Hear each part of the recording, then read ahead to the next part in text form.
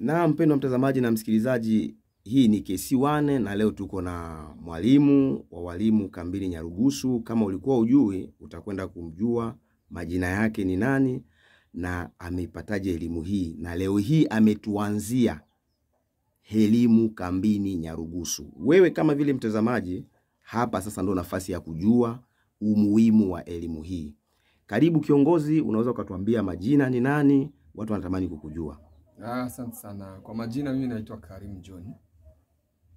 Ndio. Na unaweza ukatuambiaje mazingira hapa kambini umeyaona aje mpaka sasa hivi, jinsi gani unavyotoa elimu hii?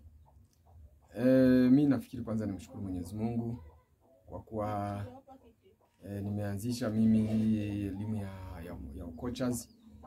Nafikiri ni muda mrefu sana watu tulikuwa mkambini na nilikuwa sijawahi kuona au kusikia kwamba kuna elimu yoyote ambayo ilishawahi kutolewa kabla ya coaches. Kwa hiyo kulingana na elimu mimi niliyokuwa nayo na vyeti nilivyosomea kuhusiana swala zima la elimu, nikatoa fursa nianzishe hiyo kozi hapa kambini Nyarugusu. Okay, watu walilipokeaje swala hili la elimu? Maana wengi wanakuwa ni wabishi. Tunajua wabishi hawakosi, lakini uliona mapokezi yalikuwaje ya walimu? Kwanza tu niseme kwamba kila kitu mwanzoni kinakuwa na ugumu wake, lakini uzuri wa bahati ni pale kwenye wawili watatu wakisikia ombi lako na wakaliitikia, ndio waga kuna motivation au motisha ya kuleta wengine. Walivyolipokea walimu kwanza toka nilivyoanza kulitangaza kulikuwa kuna ugumu fulani, lakini baada ya siku kwa wale walimu ambao walikuwa wanaitikia wito, wakawa wanaenda wanatoa ripoti mbalimbali kuhusiana hiyo elimu ambayo inaendeshwa hapa kambini, na Mungu saidia kweli ikaja ikaongeza idadi ya walimu, wakawa wengi wa kutosha ambao waliitikia wito wa kuja kusoma elimu hii. Mwanzoni ulianza na wanafunzi wangapi? Okay, mwanzoni kabisa elimu ya kwanza kabisa nilisoma na wanafunzi 53 ndio ambao nimemaliza nao na wakapata vyeti vyao. Sawa, kwa hilo kuna changamoto zipi kwanza ambazo uliziona kwa wale walimu? Walikuwa na elimu kweli? Aidha, maana wengi wamekuwa ni walimu kwa muda mrefu. Sasa kuna kile ambacho ulikwenda kukiona kwamba ndani yao kulikuwa kuna ile elimu, aidha wengi walikuwa hawana elimu, walikuwa kisimamia tu matimu kwa kawaida? Ndio, nafikiri swala zima la elimu linaweza likatolewa hata nchi mbalimbali zilikuja kupata hii elimu ya coaching kwa hii miaka ya kuanzia mwaka wa 99 2000. Lakini hapo mwanzoni kulikuwa kuna walimu ambao walikuwa wanafundisha maklabu na pia hata makombe walikuwa na beba za nchini kwao. Ila elimu inapotolewa kuna kitu ambacho utaona kweli mabadiliko fulani, aidha kulikuwa kuna mapungufu fulani. Ndio walimu walikuwepo, lakini walikuwa na uwezo mdogo wa kuendesha mchezo. Kwa hiyo baada ya hii elimu kutolewa nilikuja kugundua kweli walimu walikuwa nyuma kwa baadhi ya vitu. Sio kwamba walikuwa nyuma kwa vyote, hapana. Walikuwa nyuma kwa baadhi ya vitu mbalimbali. Na kweli nilivyokuja kutoa hii elimu imewasaidia na ikawajenga baadhi yao. Lakini kulikuwa kuna uwezekano wa kuhoji swali 10 na wakajibu swali 7 za 8. Kwa njia ya teori kulikuwa kuna ugumu wa ujibishaji wa swali, na pia kwa kujibu kulikuwa kuna ukakasi. Lakini kidogo walivyokuwa wanaendelea wanasoma, kulikuwa kuna mabadiliko fulani ambayo kuja kuonekana kama hususan kwa masuala madogo haya ya mazoezi, ya uendeshaji wa mazoezi, ndio kulikuwa kuna ugumu zaidi sana. Lakini kwenye masuala mengine yanayohusiana na michezo ya FIFA, CAF na mengineyo, angalau kwa sababu watu walikuwa wanafuatilia mtandaoni, wanasoma baadhi ya vitabu, walikuwa na jibu angalau kidogo. Ila kwenye swala sasa ya ufundishaji ndio kulikuwa kuna ukakasi mkubwa, na mpaka sasa hivi ndio tumesaidia kwa hiyo njia kupitia elimu yetu. Ni kweli, unaweza ukatupatia vipengele vipi zaidi ambavyo yani zile idara za elimu, mipangilio ya elimu unaanza na hatua gani na hatua gani? Okay, nafikiri mwanzoni kabisa baada ya kuanza elimu yetu, nafikiri nimeanzia kati, nikawa nimeanzia lisansi C. Ila baada ya kugundua kwamba nimeanzia kati, nikaona kwamba nianze mwanzo kabisa grassroots. Kwa sasa hivi tunaanza grassroots ili tuende tunapanda hatua kwa hatua au awamu kwa awamu. Hapo mwanzoni kuna wale ambao walioanza kabisa, wenyewe walianzia licence C. Na licence C ni lisansi ya kutoka ya kati, kutoka licence D unapanda licence C.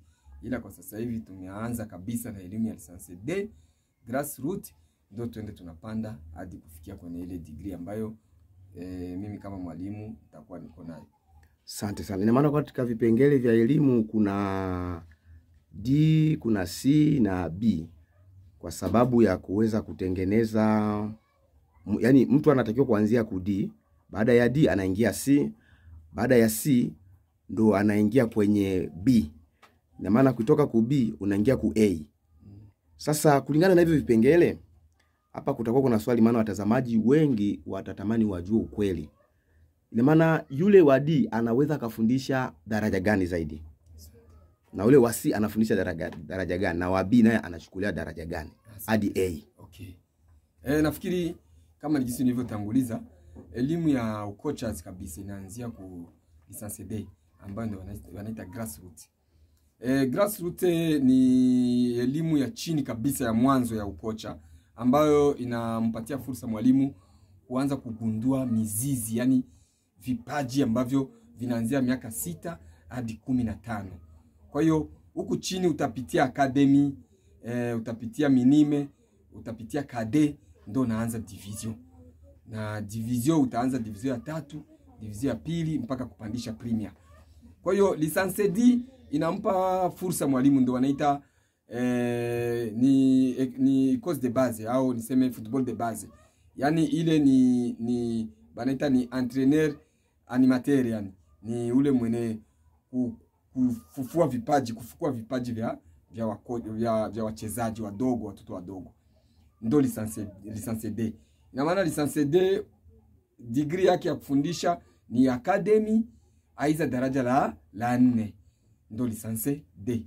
Ukimaliza unaenda kusoma licence C. Licence C ndio fursa ya kwanza ya ucoaches. Ina maana licence D ni kozi ya chini tu ya ufuaji wa vipaji, wanaita football amateur, football animateur, yani kwamba wale wakocha ni wa animateur, wa kuchangamsha watoto. Licence C ndio degree ya kwanza ya ukocha sasa. Licence D C yenyewe inachukua fursa ya kufunza timu ya kuanzia daraja la 2 na daraja la 3. Lakini pia unaanza kuwa kocha mkuu wa daraja la 2. Ila licence C pia unaweza kama msaidizi wa timu ya daraja la kwanza, ila huwezi kuwa kocha mkuu. Ukimaliza unaenda ku licence B. Licence B ndio inakupatia fursa ya kusimamia daraja la kwanza, na pia unaanza kuwa kocha wa timu ya premier, ila uwezi ukasimamia mechi international. Na mkigusia mechi international ina maana ile Champions League d'Afrique, au tuseme klabu bingwa ya Afrika, mbo kuseme zile national team, hauwezi ukasimamia timu ya national team wakati uko na licence B. Kwa hiyo licence B inakupatia fursa ya kusimamia zile timu kubwa labda za Premier au Premier Division kwa wale ambao wenzetu tunaita. Na ukimaliza hapo unaenda A. A ndo A. A ni kwamba unaanza ukachukua hata national team kama kocha wa equipe nationale. Aiza ukasimamia timu tena zile za Premier ukazisimamia, ila ku niveau international sasa kwa wale wenzetu ambao wanacheza football professionalism, mfano zile matimu kubwa kubwa za Ulaya, Man U, Barcelona, Arsenal, manini. Hiyo licence A inakuwa na level ambayo wanatizama inchi kwanza. Ile inchi ambayo ulisomea, na pale uliposomea ile inchi ina uwezo gani kisoka duniani, ndio una uwezo kupata fursa ya kwenda kufundisha zile club, kwa sababu ile wale wanacheza football professionalism. Kwa hiyo wale wanacheza na licence pro, na licence pro ndio licence ya mwisho ya ucoaches. Ina maana ukienda na licence pro una uwezo wa kufundisha klabu yoyote ile, una uwezo wa kusimamia equipe nationale ya yoyote ile duniani.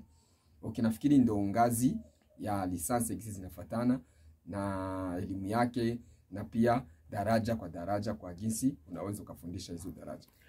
Okay, mtazamaji, ni kwamba umepata mambo mengi ambayo ulikuwa uyajui. huo ndio msingi wa elimu. Huenda ulikuwa ukifikiria kuna mambo mengi zaidi ambayo yamejificha. Sasa leo tumekuja kuyafufua na mwalimu amefunguka kiundani zaidi. Unaweza kuwa mwalimu lakini ukawa wewe sio mwalimu wa kimataifa.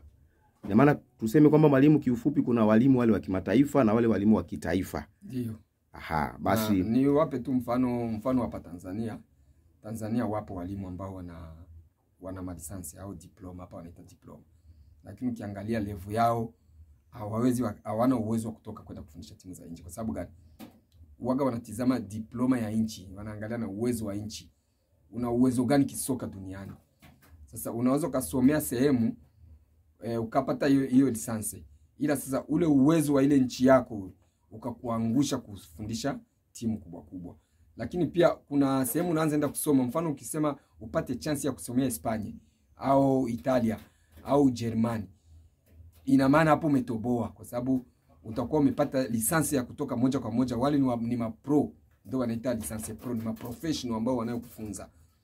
Unaona, kwa hiyo wale wakikufunza ina maana wanakupatia wazifa wa moja kwa moja. Ila hizi malisansi ambazo sisi tunasomea hapa ni lisansi ambazo zinaishia kwenye madaraja zetu za mpira za hapa Afrika, Amerika ya Kusini, mawapi, zinaishia hapa kwa sababu ule uwezo wa zile nchi zetu ni mdogo kisoka duniani. Ila ukitaka kuendelea zaidi, unaweza ukaenda ukajipanua zaidi kupitia manchi tofauti. Na hiyo tu nimalizie kwamba kwa mfano mimi hapa naendesha koze. Ila koze ninayoendesha haina utofauti na ile ambayo sisi tumesomea ya kafu. Lakini ukiangalia level sasa ya walimu waliopo hapa wanaosomea hiyo koze, ukisema uje uchague mmoja wao aende kufundisha timu labda za mikoani huko Dar es Salaam wapi, utajikuta ule mwalimu ana level ndogo lakini anasimamia timu hapa ambayo tunaita ni ligi zetu za hapa. Ndio mfano huo. Anasimamia timu, labda anasimamia timu ya FEBA, Alliance, ABN. Ila ukimwambia sasa nenda usimamie na Mungu, hawezi, hana ule uwezo. Ndio utafauti sasa walizana. Lakini atakuwa amesoma na amefundishwa na mtu ambaye tayari alikuwa na ile elimu ya ukocha. Ila anashindwa kwenda kule kwa sababu level ambayo iko nayo ya ile lisansi yake haimruhusu kwenda kufundisha na Mungu. Lakini sio kwamba akusoma, alisoma. Ndio mfano kama na huo. Asante sana. Okay, ni kwamba kwa kweli KC1 imekuja na ilitamani watu watambue ulimwengu wa soka unaendaje. Ina maana kwamba inalazimika kwamba mtu akiwa amestaff kwenye timu hawezi kuwa mwalimu moja kwa moja, lazima asome. Kihususani kimichezo kwa leo. Ndio. Na mabadiliko mengi ambayo yalifanyika kimichezo. Nafikiri hakuna mwalimu anaruhusiwa kufundisha klabu ingawa hajasoma. Asante sana. Ndio. Kwa sababu walio wengi wanafikiria kwamba ambaye amestaafu kwenye timu moja kwa moja anapaswa kuwa tu kocha. Lakini kumbe mwalimu ametuweka wazi, watazamaji wale ambao mlikuwa mjui, kwamba hata kama umestaafu ni lazima usome. Na ni kweli unaweza kutupatia majina ya baadhi ya wachezaji ambao wa kisasa ambao unawajua wewe wamepata elimu na wao wamekuwa ni mastaa wakubwa? Ndio, mfano kama wa Vincent Kompany, yuko Bayern Munich, Frank Lampard, ndio, Steven Gerrard, asante sana, au Xavi, ndio. Nafikiri wapo wengi tu ambao mfano wao ni hao hapa Afrika. Unawafahamu hata wawili watatu? Afrika kuna huyu Yaya Toure. Ndio. Yaya Toure amesomea ukocha. Asante sana. Haya, kuna Samuel Eto'o sasa hivi na yeye alikuwa alisomea ukocha lakini amejibezi sana kwenye masuala ya uraisi wa chama. Lakini yeye alikuwa alisomea ukocha. Haya, kuna Michael Essien na yeye pia alisomea ukocha. Na kesho kishukuto unaweza kumuona akawa msimamizi wa timu. Kwa hiyo ni watu walicheza mpira na walikuwa wachezaji wazuri, walitamba sana duniani, nafikiri tuliwaona si wote. Ila na mpira wao wote waliocheza lazima wafanyeje? Waende kuingia. Wa David Beckham leo wanafundisha Marekani, watu walicheza mpira mkubwa sana, lakini alisoma kwanza ndo akaenda sasa kufundisha. Unaweza kutuambiaje zile ngazi ambazo tunazozijua? Kuna kuwa mfano unakutana mtu anapewa ukurugenzi wa timu. Upande wa ukurugenzi wa timu unaweza kutuambiaje hapo? Kuna mpaka nao wamesoma aiza akiwa mkurugenzi, kwamba wewe umepewa ukurugenzi wa AC Milan na AC Madrid, ina maana naye kwamba amesomea? Okay, mimi nafikiri unapoingia kwenye swala la soka kwa wenzetu walioendelea, uwezo ukasimamia kitu bila kuwa na elimu nacho. Ni kwamba unapokuwa umejihusisha na masuala ya soka, kabla ya kuingia lazima upitie kwanza shule. Sasa shule za ucoaches na viongozi wa vilabu ni vina tofauti. Wale viongozi wanasomea leadership. Ingawa kwa macoaches kuna leadership, ila leadership inaunganishwa na elimu yao wanayoisomea. Mfano mimi ninapokuwa natoa elimu au kozi ya ucoaches, mule mkutoa elimu mule mnakuwa na leadership, kwa sababu leadership kuna masuala mengine yanakuwa mule ndani kwenye elimu ambao ukiyasikia mimi nayataja moja kwa moja utajua kiongozi anagusia uongozi wa shirikisho, anagusia uongozi wa nini wa marefari, anagusia uongozi wa nini wa kitu fulani. Kwa hiyo ile ndio wanaita leadership. Kwa hiyo viongozi wa soka ambao wanaendesha vilabu, wao hawasomi elimu kwamba asome kufundisha, kuna yeye anasomea leadership, yani kusomea uongozi. Ina maana anasomea ule uongozi wa kuongoza klabu, kwamba klabu inahitajika miundombinu hii, inatakiwa uwe hivi, uwe na wachezaji hivi, thamani ya wachezaji inaanza kawa hivi, mchezaji ukimchukua atakufaidika hiyo, atakufaidikisha kitu fulani na wewe utafaidi kitu fulani kwa mchezaji. Au ukitamuuza mchezaji, kufunga mkataba na mchezaji. Kama hujui hivyo vyote, ina maana uwezo ukasimamia timu. Wao viongozi wa mavilabu wanasomea leadership, uongozi wa kuongoza, ndio wanaita leadership. Asante sana mtazamaji na msikilizaji, ni kwamba mwalimu ameongea mengi, tumechukua dakika kadhaa ambazo kafafanua yale ambao ulikuwa uyajui na leo umekwenda kuyajua kupitia elimu. Na mazingira hapa kambini ameongelea, tunaona wengi wanapewa nafasi za uongozi lakini kumbe hawajasomea. Utakutana naye anajiweka pale, lakini walimu wa kambini kuna mabadiliko ambao wewe ndio mtaalamu umekwenda kuyagundua kwenye hizi ligi ambazo unaweza kutuambia tu machache kwamba nimeona mabadiliko kwa walimu wangu yamekuwa ni haya na haya na haya, maana zamani haya yalikuwa yapo. Asante sana. Mimi nafikiri kwa kifupi niseme tu kwa takwimu zangu ambazo nazifuatilia kwa baadhi ya makocha ambao wamepita darasa. Niseme kwamba kuna mabadiliko fulani na fulani, ila bado hakujawa na mabadiliko kamilifu kama jinsi mimi ninavyokuwa nahitaji. Sababu nahitaji kuwe mabadiliko kabisa ya soka ambayo itamfanya mwalimu asimamie timu na afundishe timu vyema, na hiyo timu iwe bora zaidi na kuonesha miundombinu mizuri. Niseme kwamba kulingana na mazingira tulionayo, labda ndio bado kuna changamoto kubwa ambayo walimu wanakuwa nayo ya kushindwa kusimamia lile jambo. Ila kwa sasa hivi ninapoangalia maendeleo ya baadhi ya vilabu na vilabu ambavyo vilikuwa havifanyi chochote huko nyuma, leo ndio vinasogea angalau kuonesha sura ya mchezo. Nikienda kugusia nitakuta piko mwalimu ambaye alipita wapi? Darasani.